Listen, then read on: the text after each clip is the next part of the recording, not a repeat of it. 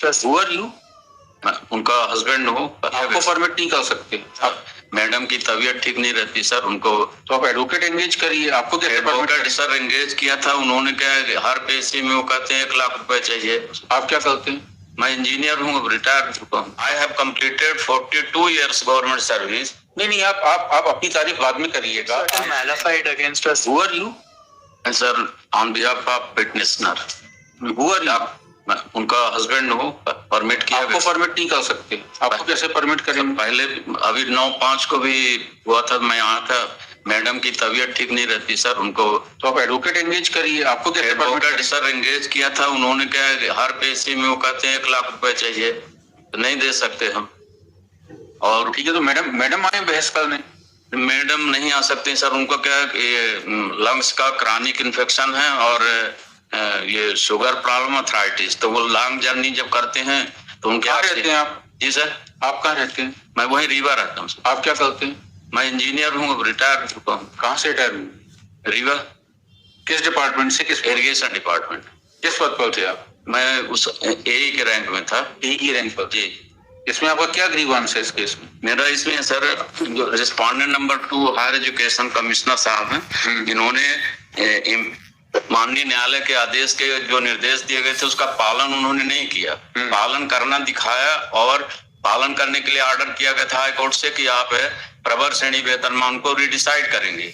उन्होंने पूरी सर्विस रिडिसाइड कर दिया और अब उसकी वजह से लगभग 12 से 13 साल मैंने हम पीछे आ रहे हैं। तो इसके लिए मैंने स्टे के लिए भी निवेदन किया था श्रीमान जी, तो स्टे नहीं दिया गया। अब इसमें एजीपी 10,000 का एक नया संशोधित वेतनमान सर आया, जो 6वां वेतन में 10,000 एजीपी का उसका निर्धारण हो रहा है। तब निर्धारण में उन्होंने क्या किया कि सबका 2 CR तो अपग्रेड हो गई सर। 2 CR अपग्रेड हो गई आपकी? नहीं, हमारे को आज तक sir, I have completed 42 years government service. नहीं, आप अपनी तारीफ बाद में करिएगा। आपसे पूछ रहे हैं, आपकी 2 CR अपग्रेड हो गई है। नहीं, तो उससे कोई इफेक्ट नहीं हो रहा ना सर।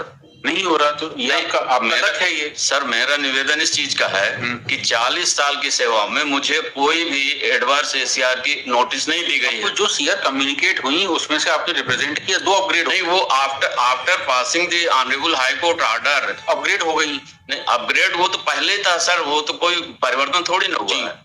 रिजल्ट में कोई परिवर्तन नहीं आया है, ना उस ग्रेडिंग में परिवर्तन आया। मेरा ये कहना है श्रीमान जी कि जब मेरा ACR जिस कैलेंडर ईयर में मान लीजिए कि हमारा कोई कमी रही है, तो उसी कैलेंडर ईयर में बताना चाहिए, उसका हमको इम्प्रूव करने का, अपना डिफेंस करने के लिए अवसर देना चाहिए। 40 साल हो गए। अच्छा, पहले हाईकोर्ट का जो आदेश हुआ था आपके प्रकरण में, वो कौन सा है? ये श्रीमान जी है हाईकोर्ट P16 सर। चलिए, page number 70। Petitioner is not present in person. Her husband Shri, क्या नाम है आपका? Engineer Anand Mishra sir. Shri Anand Mishra is present in person who wishes to argue the case. Point. Next.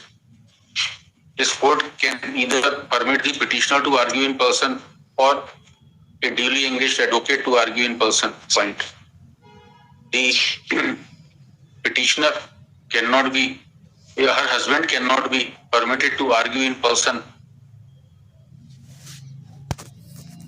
Point. The petitioner has not filed any affidavit or power of attorney authorizing her husband. Sir कहाँ है? बताइए। उस file में लगा हुआ sir, rejoinder में sir.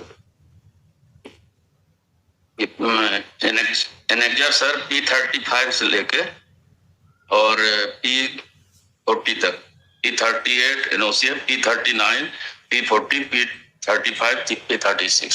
P35 sir 35 से लेके और कहाँ है P35?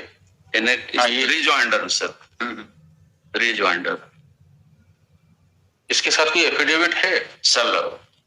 अब पहले भी सर मैंने जो ऑर्डर हुआ था माननीय न्यायालय से, उसमें भी मेरे को परमिट किया गया था, उस कंडीशन में परमिट किया गया था, जबकि मेरे वकील साहब यहाँ पर मौजूद थे। मैंने पेमेंट भी दिया था, but he was not ready to argue. देखिए मिश्रा जी, ये सब आपका ग्रीवांस हम नहीं सुनेंगे पहले प्रकरण में, पहले वकील साहब से आप इस प्रकरण की बात करिए। ये सर है ना, ये पेज नंबर 239 में था और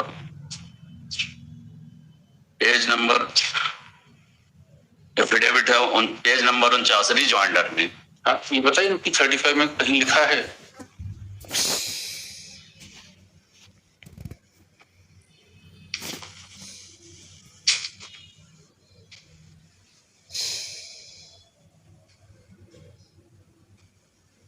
P35, P36 सर और P37 में माननीय सर्वोच्च न्यायालय का एक रूलिंग है जिसके आधार पर मतलब सहायता कराई जा सकती है सर। और